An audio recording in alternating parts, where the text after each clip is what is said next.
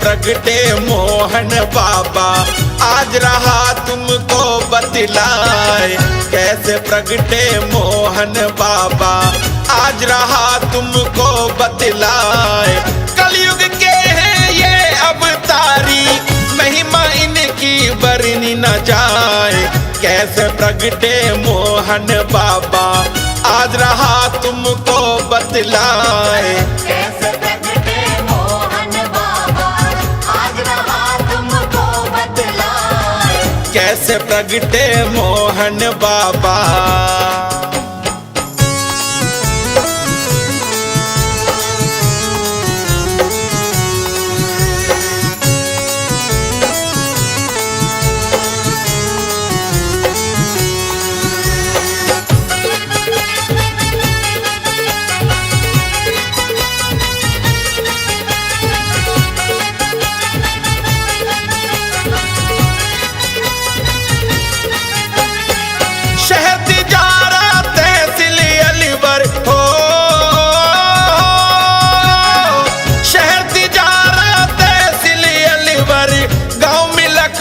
दियो बताए उसी गांव में रहते नंदू राम नाम की सूरत लगाए।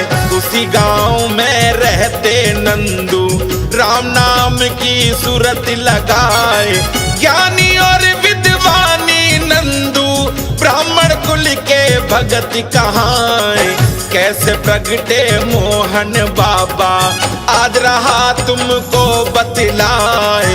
कैसे प्रगटे मोहन बाबा आज रहा तुमको बतलाए। कैसे प्रगटे मोहन बाबा।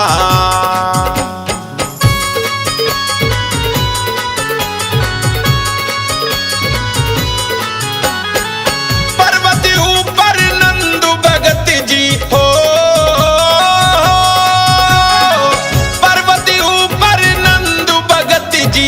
अपनी गैया चरावन जाए। एक पत्थर पे बैठ के नंदू श्याम नाम की रटन लगाए। एक पत्थर पे बैठ के नंदू श्याम नाम की रटन लगाए। बीच पहाड़ों से गैया निकल कर उनकी गायों में मिल जाए। कैसे प्रगटे मोहन बाबा आज रहा तुमको बतलाए। कैसे प्रगटे मोहन बाबा आज रहा तुमको बतलाए। कैसे प्रगटे मोहन बाबा।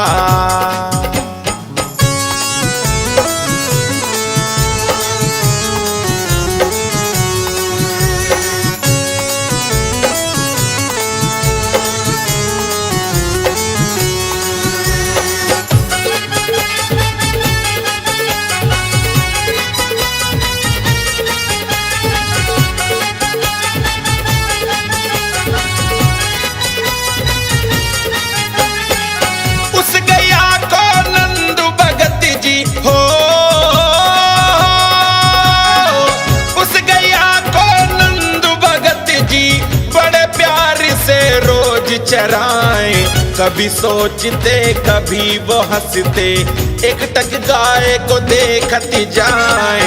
कभी सोचते कभी वो हंसते एकटक गाय को देखती जाए। हुई शाम जब घर को चले वो गैया वापस पहाड़ों में जाए।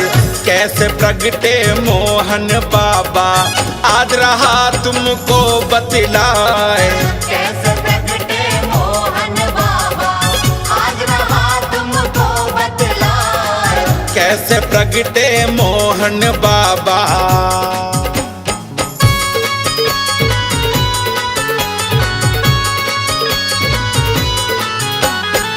साल महीने बीत गए और हो साल महीने बीत गए और हो गए पूरे 12 साल। गैया को देख के नंदू जी के मन में आया एक सवाल। गैया को देख के नंदू जी के मन में आया एक सवाल। सारा दिन मेरे साथ में रहवे शाम को बीच पहाड़ों में जाए। कैसे प्रगटे मोहन बाबा आज रहा तुमको बतलाए। कैसे प्रगटे मोहन बाबा आज रहा तुमको बतलाए। कैसे प्रगटे मोहन बाबा।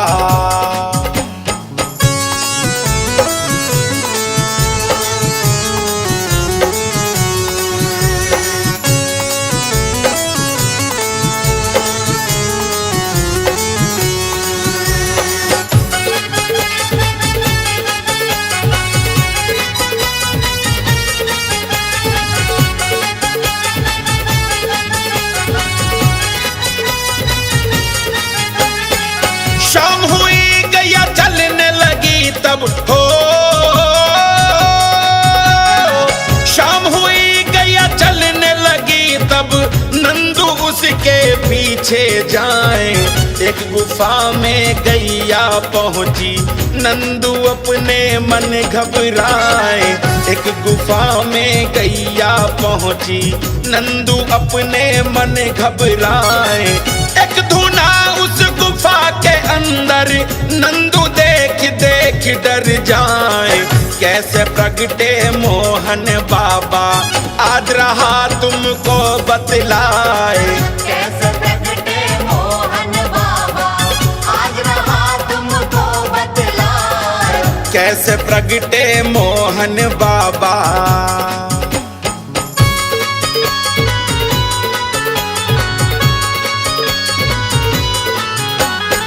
तभी आवाज लगी नंदू को हो। तभी आवाज लगी नंदू को। नंदू सुनता ध्यान लगाए। आजा मेरे सेवक आजा तू बिल्कुल भी मत घबराए। आजा मेरे सेवक आजा तू बिल्कुल भी मत घबराए। मैं वही हूँ दिन भर जिसकी रहता तू तो रटन लगाए। कैसे प्रगटे मोहन बाबा आज रहा तुमको बतलाए। कैसे प्रगटे मोहन बाबा आज रहा तुमको बतलाए। कैसे प्रगटे मोहन बाबा।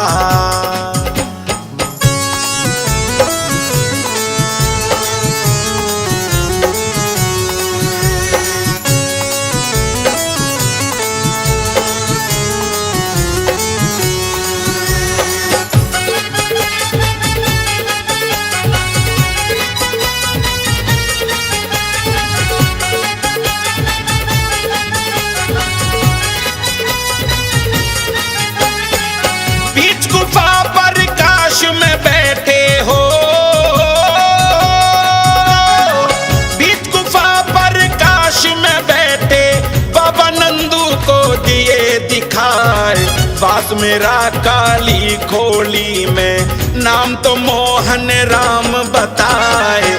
पास मेरा काली खोली में नाम तो मोहन राम बताए।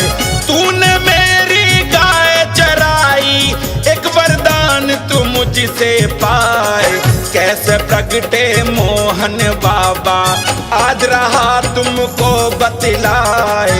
कैसे प्रगटे मोहन बाबा आज रहा तुमको बतलाए। कैसे प्रगटे मोहन बाबा।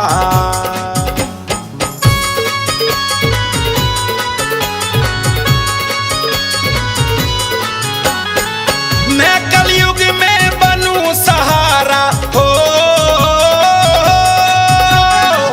मैं कलयुग में बनूं सहारा सबके दुख को दूंगा मिटाए।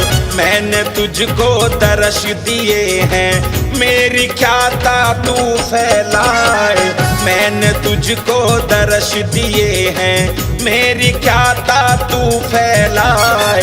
ला जयकारा मोहन राम का नंदू घर की सूरत लगाए।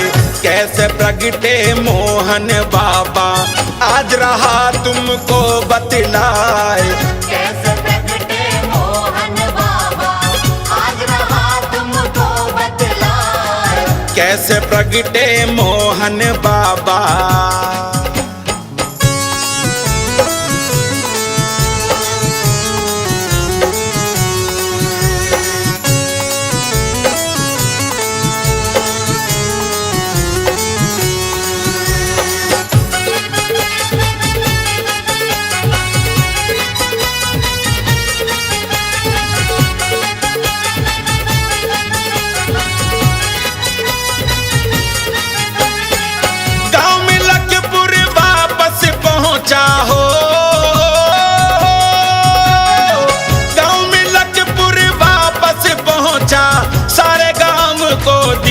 बताए, दुखियों का वो पालनहारा, बेटा पहाड़ पे धूना रमाए।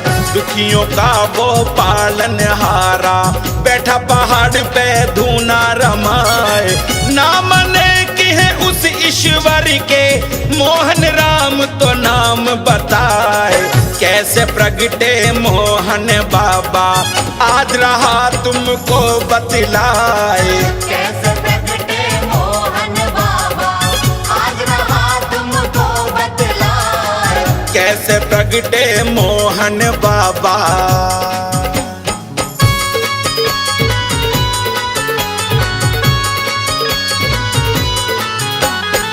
मोहन राम और नंदू भगत की हो, मोहन राम और नंदू भगत की ख्याता चाहूं और फैली जाए। सपने में हाँ नंदू भगत को मोहन राम जी दिए दिखलाए। सपने में हाँ नंदू भगत को मोहन राम जी दिए दिखलाए। जा बेटा उस गुफा बीच में, जहाँ तुझको दर्शन दिखलाए। कैसे प्रगटे मोहन बाबा, आज रहा तुमको बतलाए। कैसे प्रगटे मोहन बाबा, आज रहा तुमको बतलाए। कैसे प्रगटे मोहन बाबा।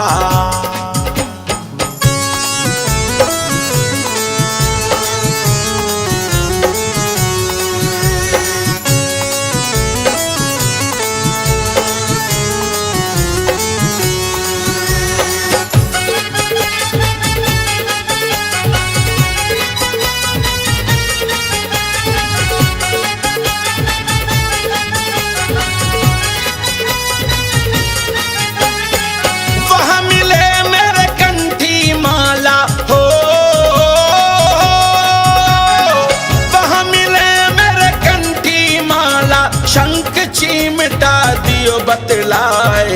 नंदू भगत फिर नेत राम जी को जाकर सारा हाल बताए।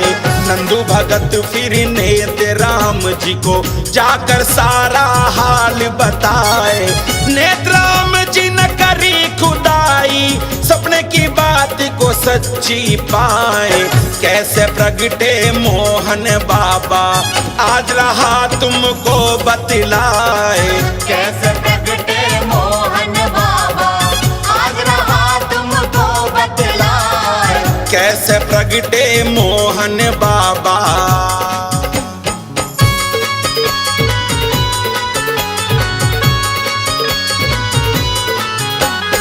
नंदू भगत को नेत राम जी हो,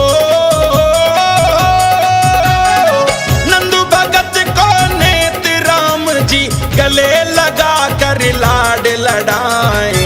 उन दिनों से नेत राम जी मोहन राम के भक्त कहाए। उन दिनों से नेत राम जी मोहन राम के भक्त कहाए। भक्तों के घट घट के वासी, बाबा सबकी बात बनाए। कैसे प्रगटे मोहन बाबा, आज रहा तुमको बतलाए। कैसे प्रगटे मोहन बाबा, आज रहा तुमको बतलाए। कैसे प्रगटे मोहन बाबा।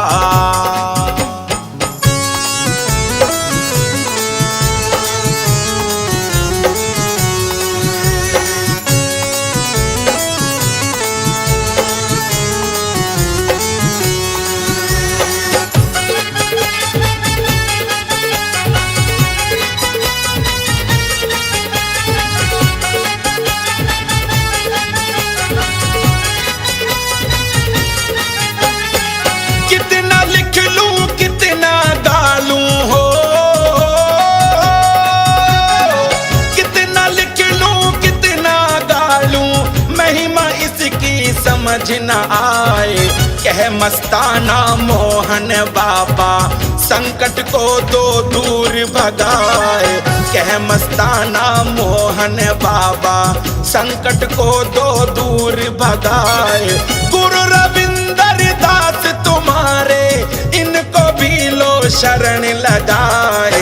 कैसे प्रगटे मोहन बाबा आज रहा तुमको बतलाए। कैसे प्रगटे मोहन बाबा आज रहा तुमको बतलाए।